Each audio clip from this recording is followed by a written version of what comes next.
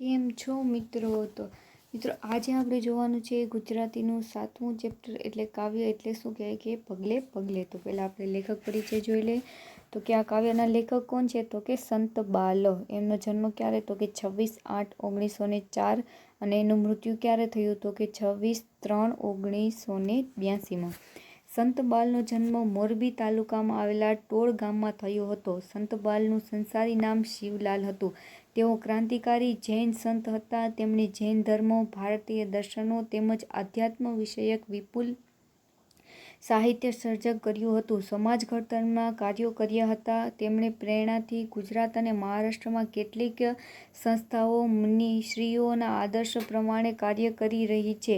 સંવર્ત ધર્મ, પ્રાર્થના, વિશ્વ વાત્સલ્ય, મહાવીર, બ્રહ્મચર્ય, સાધના, ધર્માનુબંધ, વિશ્વદર્શન જેવા 10 પુસ્તકો તેમણે આપ્યા છે. પ્રસ્તુત શૌર્ય ગીત કૂચ ગીતમાં કવિએ ડગલે આગળ વધવાનું કહ્યું છે. જીવનના માર્ગમાં મુશ્કેલીઓ આવે તેનો સામનો કરી જીવન પંથને ઉજાડવાનું કહ્યું છે. તો કે શું કહેવાય કે જે આપણા સંત બાલ હતા એ કોણ હતા? તો કે એક ક્રાંતિકારી જૈન સંત હતા અને એનું સાંસારિક નામ એટલે કે શું કહેવાય કે એણે સંત બાલ એને જ્યારે દીક્ષા ગ્રહણ કરી હશે ત્યારે પછી કહેવાય હશે. પહેલાં એનું નામ શું હતું? તો કે શિવલાલ હતું. પછી એણે જૈન ધર્મ પછી ભારતના આધ્યાત્મિક વિષયોને બધું સાહિત્ય સર્જન કર્યું હતું. પછી એણે અનેક પુસ્તકો કેટલી 10 જેટલી પુસ્તકો લખી હતી. અને આપણા પગલે પગલે કાર્યમાં શું કીધું છે? તો કે શૌર્ય ગીત અથવા તો કોઈને જુસ્સો વધારવાનું ગીત હોય ને એના વિશે કહ્યું છે. અને આપણા માર્ગમાં જે મુશ્કેલીઓ આવે એમનો સામનો કરીને આપણું જીવન પથને શું કહેવાય કે ઉજાડવાનું કહ્યું છે.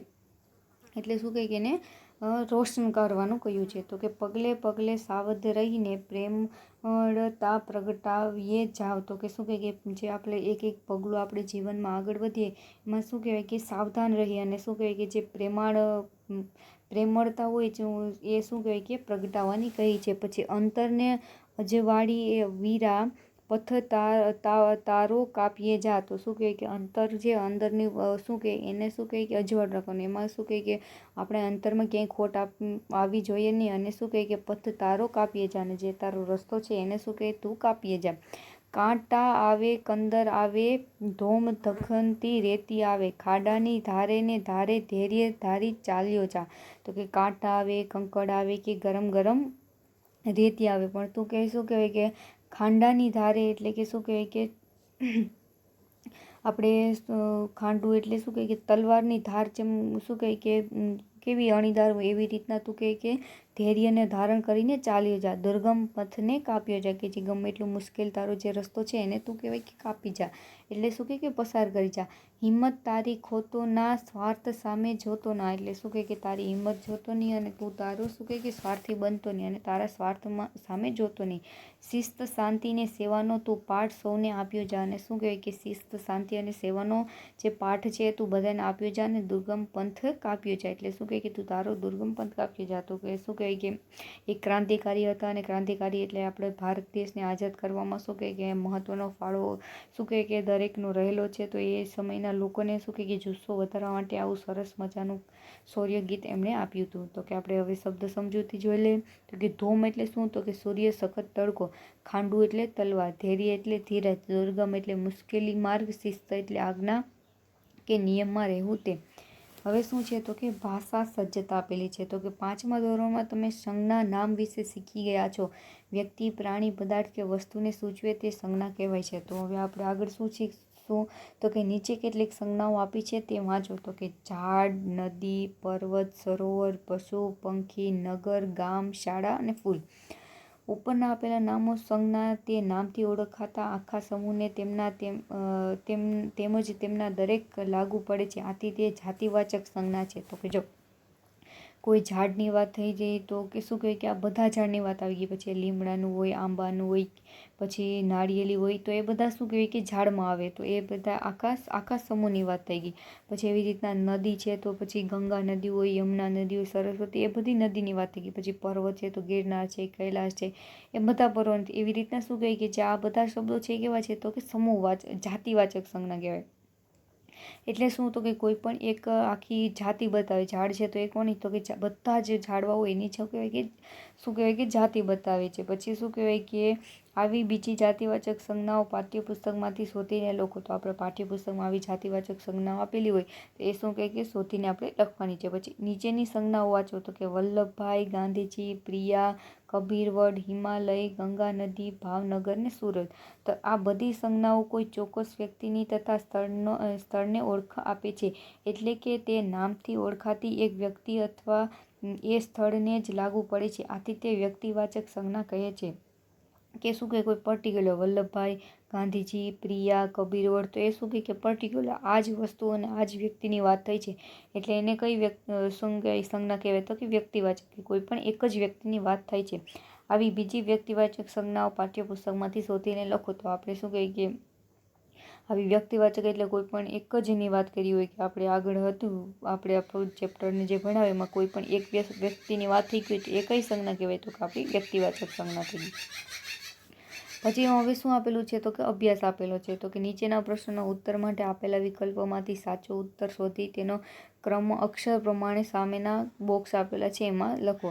તો કવિએ પંથ કેવી રીતે કાપવાનું કહ્યું છે તો કે એને શું કહેવાય કે કવિએ પંથ કેવી રીતના કાપવામાં ગયું છે તો જો આપણે શું કહેવાય કે પગલે પગલે સાવધ રહીને પ્રેમાળ પ્રગટાવીએ જા, અંતરને અજવાળા વીરા પંથ તારો કાપીએ જા. તો જો કવિએ આપણે ઓપ્શન આપેલા છે એમાંથી આપણે શું લાગુ પડે તો કે અંતરને અંજવાળીને. તો એ શું કહે કે અંતરને અંજવાળીને શું કહે કે કવિએ પંથ કાપવાનું કીધું છે.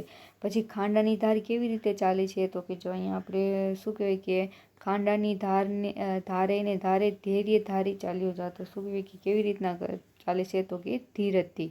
પછી શું છે તો કે કવિ કોને અંજવાળવાનું કહે છે તો કે કવિ કોને અંજવાળવાનું કહે છે તો કે અંતરને. એ પણ આપણે અંતરને અંજવાળી વીરા. તો એ આપણું થઈ ગયું ઓપ્શન. હવે આપણે શું આપેલું છે તો કે પ્રશ્નો આપેલા છે કે નીચેના પ્રશ્નોના ઉત્તર એક એક વાક્યમાં આપો. તો કે કવિ સ્વાર્થ સામે જોવાની ના કેમ કહે છે તો જો અહીંયા આપણે આપેલું છે તો કે હિંમત તારી ખોતો ના, સ્વાર્થ સામે જોતો ના. તો કે શું કહે કે જીવનમાં ક્યારેક સ્વાર્થ આવી જાય ત્યારે શું કહે કે આપણે આપણો માર્ગ હોય એ ભટકી જાય છે. એટલે શું કહે કે કવિ શું કહે કે સ્વાર્થ સામે જોવાની ના પાડે છે. પછી રસ્તે ચાલતા વચ્ચે શું શું આવે છે તો જો રસ્તે ચાલતા શું શું આવે તે તો કે કાંટા આવે, કંકર આવે, ધોક ધમતી રેત આવે. પણ શું કહે કે આપણે ધીરજ ધારવાનું કહે તો રસ્તામાં શું કાંટા, કંકર અને ગરમ એવી રેત પણ આવી શકે. કવિ સૌને શું આપવા કહે છે તો કે જો કવિ સૌને શું આપવા કહે છે તો કે શિસ્ત, શાંતિ અને સેવાનું શું કહે કે પાઠ આપવાનું કહે છે. પછી શું છે તો કે સ્વાધ્યાય. તો કે નીચેના પ્રશ્નોના ઉત્તર આપો. કવિ હિંમત ખોવાની શા માટે ના પાડે છે તો કે જો કવિએ શું કહેવાય કે ક્યાં હિંમત ખોવાની તો કે હિંમત તારી ખોતો ના, સ્વાર્થ સામે જોતો ના. તો કે શું કહેવાય કે જે આપણો પંથ છે જે શું કહેવાય કે આપણે કદાચ એ સમયમાં આપણે જે આઝાદી મેળવવાની હતી તે સમયમાં શું કહે કે માર્ગ કેવો હતો તો કે બહુ કષ્ટદાયી હતો. ને એ માર્ગ શું કહેવાય કે એમાં ટકી રહેવા માટે કવિએ શું કીધું તો કે હિંમત ખોવાની ના પાડી છે. કવિ પ્રેમળતા પ્રગટાવવાનું શા માટે કહે છે તો કે કવિ પ્રેમળતા શું કામે પ્રગટાવવાનું કહે છે તો કે પ્રેમળતા પ્રગટાવીએ શું થાય તો કે જે આપણે ક્યારેક મુશ્કેલી આવે તો આપણામાં શું કહેવાય કે ગુસ્સો અને શું કહેવાય ખરાબ વિચારો અને શું કહેવાય કે એવા ભાવ આવે કે જેના લીધે શું કહે કે આપણા જીવનમાં ન થવાનું પણ થઈ શકે. તો એના માટે કવિ શું કહે કે પ્રેમળતા પ્રગટાવવાનું કહે છે કે જેનાથી સંયમ જળવાઈ રહે. પછી શું છે તો કે માંગ્યા પ્રમાણે કરો. તો કે સમાનાર્થી પ્રમાણે કરો એટલે સમાનાર્થી શબ્દો આપવાના છે અને વિરોધાર્થી શબ્દો આપવાના છે. તો આપણે એક જોતા જઈએ તો કે પહેલું તો કે સાવધ. તો સાવધનો સમાનાર્થી શું શબ્દ થાય તો કે જાગૃત. જાગૃત એટલે સાવધ એટલે કોઈ પણ વિશે આપણે જાગૃત રહેવું અથવા સાવધાન રહેવું. જે અંજવાળું. તો અંજવાળુંનો સમાનાર્થી શું થઈ જાય તો કે ઉજાસ. અંજવાળું એટલે ઉજાસ, પ્રકાશ. પછી પંથ એટલે રસ્તો. પછી કાંટા. કાંટાનો અર્થ શું થાય તો કે આપણે મુશ્કેલી. કાંટાનો અર્થ શું થાય તો કે મુશ્કેલી. અને ધૈર્ય એટલે શું તો કે ધીરજ અથવા શાંત. એ બધા શું થઈ ગયા તો એના સમાનાર્થી થઈ ગયા. અને બીજું શું આપેલું છે તો કે આપણે વિરોધાર્થી શબ્દો આપેલા છે. તો કે જો સાવધ હોય સાવધ તો આપણે એનું શું તો કે જાગૃત. તો આપણે શું કહેવાય કે જાગૃત નહીં એવું પણ કહી શકીએ અને અસાવધ પણ કહી શકીએ. એનો વિરોધાર્થી. પછી અંજવાળું છે તો એનું શું કહેવાય કે અંધારું અથવા અંધકાર.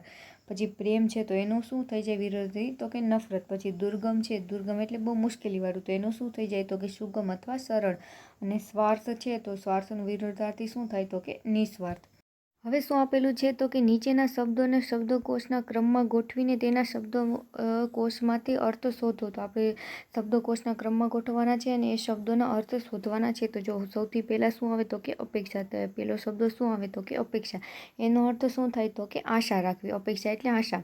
પછી બીજું શું આવે તો કે પછી શું આવે તો કે ક. આપણે આગળનું ચોથું ચેપ્ટર હતું એમાં એ વ્યવસ્થિત આપણે સમજાતા કે પહેલાં સ્વર હોય એને કરવાના, અને પછી બારાક્ષરીમાં અથી અ સુધી એવું બધું આપણે આગળનું જે ચેપ્ટર હતું એમાં સમજી ગયા છે કે આ કેવી રીતના આપણે ગોઠવવું. બીજો શબ્દ શું તો કે કંકર. એટલે આ શું આવે તો કે બીજો શબ્દ. એનો અર્થ શું થાય પથ્થર અથવા તો પાણું. પછી ત્રીજો શબ્દ શું આવે તો કે ક્ષમા. તો કે એ શું કામ આવે તો ક્ષમા ક્યાંથી બને તો કે ક પ્લસ થી. તો આપણે ત્યાં જોયું હતું કે ક્ષમા એ ક્યોની લાઈનમાં આવે તો કે કની લાઈનમાં આવે, એટલે શું કહે કે આગળ આવે. પછી શું છે તો કે ક્ષમા પછી શું આવે તો કે ગાંસડી. તો એ કેટલામાં આપણો ચોથો શબ્દ છે. એનો મતલબ શું થાય ગાંસડીનો તો કે ગાંઠવાળી અથવા પોટલુંવાળું. પછી ગાંસડી પછી શું આવે તો કે જ્ઞાન. એ આપણું કેટલામાં પાંચમો અક્ષર થઈ જાય. કેમ તો કે જ્ઞ ક્યાંથી બને તો કે જપ અને ન એમ બંને શબ્દોથી બને, એટલે ક્યાં તો કે જની લાઈનમાં. તો ગ પછી શું આવે તો કે જ્ઞાન આવે. પછી જ્ઞાન પછીનો શબ્દ કયો છે તો કે ત્રિવિધ. એ આપણો કેટલામાં છઠ્ઠો શબ્દ થઈ જાય. કેમ કે ત્ર એ જોડી અક્ષર છે, તો અને ર થી બને તો આપણું શું કહે કે તની લાઈનમાં આવે એટલે તો. પછી સાતમો તો કે ધૈર્ય. ત્રિવિધનો અર્થ શું થાય તો કે ત્રણ વિદ્યાનો જાણકાર, એવી રીતના આપણે કહી શકીએ. પછી ક્ષમા એટલે માફ કરવું, જ્ઞાન એટલે આપણે જાણકારી, એ બધા શબ્દો એનો શું કહે કે અર્થ થાય. પછી ધૈર્ય એટલે શું કહે કે ધીરજતા. પછી ધૈર્ય પછી શબ્દ શું આવે તો કે પાદર. આપણો કેવો કેટલામાં તો કે આઠમો ક્રમમાં એ આવે. પાદરનો અર્થ શું થાય તો કે ગોંદરું, અથવા તો આપણે ગામનો સીમાડો કે એવી રીતના કહી શકીએ આપણે કે ગામને પાદર એમ. પછી પાદર પછી શું આવે તો કે પ્રસ્તુત. તો એ કેટલામાં થઈ ગયો આપણો તો કે નવમો શબ્દ. અને એ પ્રસ્તુતનો અર્થ શું તો કે આપણે રજૂઆત કરવી એવી રીતના થાય. અને પ્રેમળતા. એના પછી પ્રસ્તુત પછી શું આવે તો કે પ્રેમળતા. ને પ્રેમળતા એટલે કોમળતા અથવા તો આપણે નિર્મળતા એવું કહી શકીએ. પછી એના પછી શું આવે તો કે શિસ્ત આવે. શિસ્ત એટલે શું તો કે આજ્ઞા કે નિયમોનું પાલન કરવું, એને આપણે શિસ્ત તરીકે ઓળખીએ. અને સૌથી છેલ્લે શું આવે તો કે 12મા ક્રમમાં તો કે હિંમત. હિંમતનો અર્થ શું થાય તો કે તાકાત. તો આ શું કહેવાય કે આપણે આવી રીતના આપણે શબ્દકોશ પ્રમાણે ગોઠવી શકીએ. એ આપણે કેવા તો કે આગળનું જે આપણું ચોથા ચેપ્ટર હતું રવિશંકર મહારાજ, એમાં શું કહેવાય કે ભાષા સજ્જતામાં સારી રીતના આપેલું અને આપણે શીખી ગયા છે. હવે શું છે તો કે નીચેની પંક્તિના શબ્દો આડાઅવળા થઈ ગયા છે, તેને યોગ્ય ક્રમમાં ગોઠવો અને મૂળ પંક્તિ સાથે સરખાવો. શો ફેર પડ્યો એ જોવો. તો પહેલું શું છે તો કે સાવધ પગલે રહીને પગલે જા પ્રેમળતા પ્રગટાવીએ. તો શું કહેવાય કે આનો અર્થ આપણે શું કહેવાય કે સાવધ પગલે રહેવાનું અને પગલે જવાનું અને પ્રેમળતા પ્રગટાવવાનું. અને આપણી સાચી પંક્તિ જોઈએ તો એ કેવી રીતના છે તો કે પગલે પગલે સાવધ રહીને પ્રેમળતા પ્રગટાવે જા. તો જો આમાં શું કહેવામાં આવે છે તો કે પગલે પગલે સાવધાન રહીને પ્રેમળતા શું કહે કે પ્રગટાઈ જવાની, એટલે થોડોક એવો ફરક પડી જાય. પછી ના તારી ખોતો હિંમત જોતો સ્વાર્થ ના સામે. તો આમાં શું કહે કે ના તારી હિંમત ખોતો હિંમત, એટલે તારી હિંમત ન ખોતો અને જોતો સ્વાર્થના સામે. અને આપણી સાચી પંક્તિ શું છે તો કે જો અહીંયા આપેલી છે તો કે હિંમત તારી ખોતો ના સ્વાર્થ સામે જોતો ના. તો શું કહેવાય કે એમાં એટલો ફરક પડી જાય. પછી નીચેના શબ્દોના સમાનાર્થી શબ્દો કોષ્ટકમાંથી શોધો. તો જો સફર છે એનો શું કહે કે ભરપૂર એ આપણને આપેલો છે. પછી પંથ. તો પંથનો સમાનાર્થી શબ્દ શું થઈ જાય તો કે રસ્તો. તો એ ક્યાં આપેલો છે તો કે અહીંયા આપેલો છે. પછી સ્તંભ. તો સ્તંભનો સમાનાર્થી શું થઈ જાય તો કે થાંભલો. તો એ ક્યાં આપેલો છે તો કે અહીંયા. પછી શું છે તો કે આજીજી. આજીજીનો અર્થ શું થાય તો કે વિનંતી કરવી. તો એ વિનંતી આપણે અહીંયા આપેલી છે. પછી નિર્ભય. તો નિર્ભયનો સમાનાર્થી શું થઈ જાય તો કે નિડર. તો એ અહીંયા આપેલો છે. પછી જોર. જોરનો સમાનાર્થી શું થઈ જાય તો કે થાક. પછી ઉર. તો એનો સમાનાર્થી હૃદય. સ્મિત. એનો સમાનાર્થી શું તો કે હાસ્ય. અને સોનું એટલે કંચન. કંચન એટલે સોનું. તો એનો સમાનાર્થી શું થઈ જાય તો કે સોનું. તો એ આપણે અહીંયા બધા મળી ગયા. હવે શું આપેલું છે તો કે પ્રવૃત્તિઓ. તો કે શૌર્ય ગીત, કૂચ ગીત મેળવી અંક તૈયાર કરો. આ ગીતો વર્ગમાં કે પ્રાર્થના સભામાં અભિનય સાથે રજૂ કરો. અને પ, ક અને શ થી શરૂ થતા શબ્દો કાવ્યમાંથી શોધો, તેના સમાનાર્થી શબ્દો આપો અને કાવ્યમાં મૂકી ગાન કરો અને શો ફેર પડે એ જોવો. તો જો હું તમને ઉદાહરણ તરીકે કહી દઉં કે આપણે પ ક એવી રીતના કંઈ આપેલું છે, તો જો પગલે પગલે છે તો પગલે પગલેના સમાનાર્થે આપણે શું થઈ જાય, પગલાને આપણે ડગ અથવા એવી રીતના કહી શકીએ, તો એની જગ્યાએ આપણે એ શબ્દ મૂકવાનો છે અને એનું શું કહેવાય કે એનું શું કહેવાય કે ગીત ફરીથી એવી રીતના ગાવાનું છે. તો આ પ્રવૃત્તિઓ શું કહેવાય કે આપણે કરવાની કીધી છે. તો અહીંયા આપણે આપણું કાવ્ય પૂરું કરીએ. હવે મળશું બીજા ચેપ્ટરમાં. ત્યાં સુધી બાય.